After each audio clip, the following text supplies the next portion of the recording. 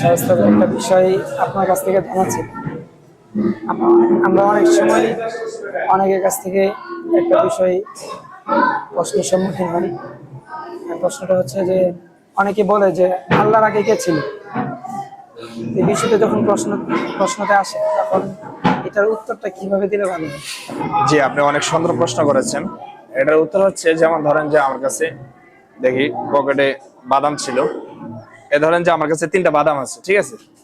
এখন আপনারা যেই নাস্তিক, বিশেষ করে এই সমস্ত প্রশ্নগুলো বেশিরভাগ নাস্তিকরা করে থাকে। যে নাস্তিক করেছে, ধরেন যে আপনি তার কাছে একটা গণনা জিজ্ঞেস করবেন। যেমন আমার কাছে বাদাম আছে, তো এটা দিয়ে ধরেন যে আমি শুরু করলাম 1 2 3। এখানে মোট 3টা বাদাম আছে, তাই না? এই 3টা বাদাম, এখন এই 3 পর্যন্ত গণার পর নাস্তিকটা বলবেন যে আপনি 3 থেকে উল্টো গণার জন্য। উল্টো যখন গণবে 3 2 1, এখন তারা বলবেন একের আগে কি? অবশ্যই সে উত্তর দেবে একের আগে কিছু নাই, শূন্য। তাহলে ঠিক তদ্রুপ ভাবে আল্লাহ তাআলার আগেও কোনো কিছু নাই।